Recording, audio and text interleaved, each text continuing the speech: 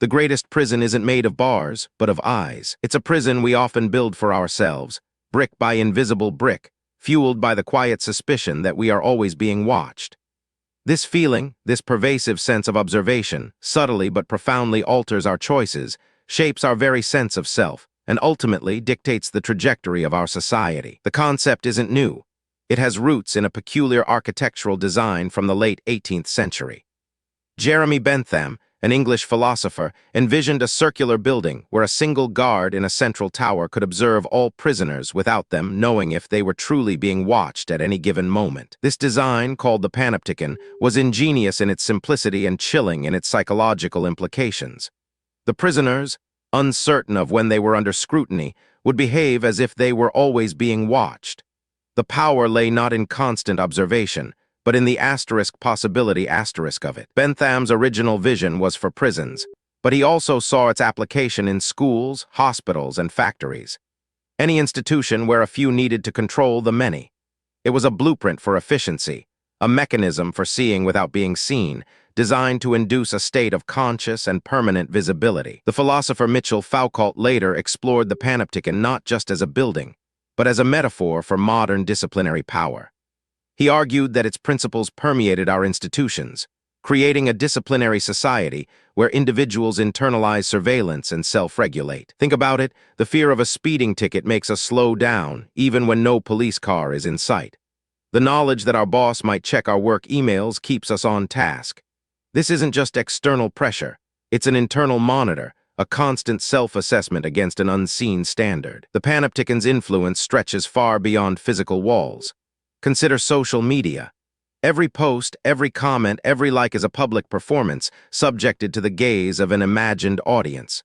We curate our lives, often subconsciously, to fit an ideal, to gain approval, to avoid critique. The digital Panopticon has no central tower, no single guard.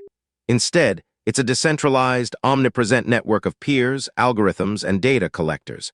We are both the watched and, paradoxically, the watchers, constantly feeding the system with our own data and judgments. This constant awareness of being seen can be exhausting. It can stifle genuine self-expression, pushing us towards conformity. The pressure to maintain a perfect online persona can lead to anxiety, depression, and a disconnect from our authentic selves. What about the workplace? From performance reviews to keyloggers, from open-plan offices to remote monitoring software, surveillance is woven into the fabric of modern professional life. It's often justified as increasing productivity or ensuring accountability. But at what cost?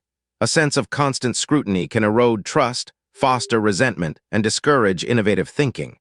When every move is potentially logged and evaluated, individuals may become risk-averse, opting for safety over creativity. Even our consumer choices are shaped by unseen eyes. Algorithms track our purchases, our browsing habits, our clicks.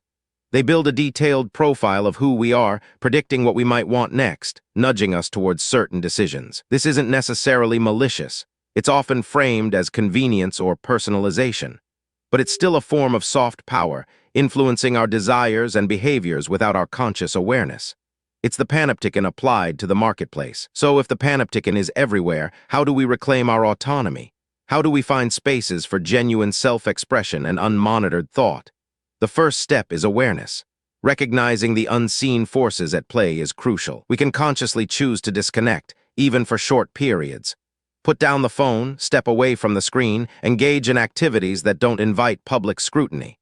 Cultivate hobbies that are purely for your own enjoyment, not for performance. We can also challenge the impulse to conform. This doesn't mean being contrarian for its own sake, but rather asking ourselves, am I doing this because it genuinely aligns with my values, or because I believe it will be perceived positively? Cultivating an internal locus of control is vital. Instead of seeking external validation, focus on your own principles, your own sense of integrity. Stoicism, for instance, teaches us to differentiate between what we can control and what we cannot. The gaze of the Panopticon is largely an external factor. While we can't eliminate it entirely, we can control how we react to it. We can choose to act from a place of inner conviction rather than from a fear of judgment. Building strong, authentic relationships where you feel truly seen and accepted for who you are, flaws and all, can also be a powerful antidote. These are spaces of trust, where the need for performance dissipates. The Panopticon, in its various forms, is a constant reminder of the subtle ways power operates in our world. It's a system designed to encourage self-censorship, to normalize conformity, and to make us complicit in our own supervision. But understanding its mechanics is the first step towards dismantling its hold on our minds. It allows us to consciously choose when to engage, when to withdraw, and how to define our own boundaries in an increasingly transparent world. Ultimately, the question isn't whether we're being watched, but how we choose to live when we know we might be.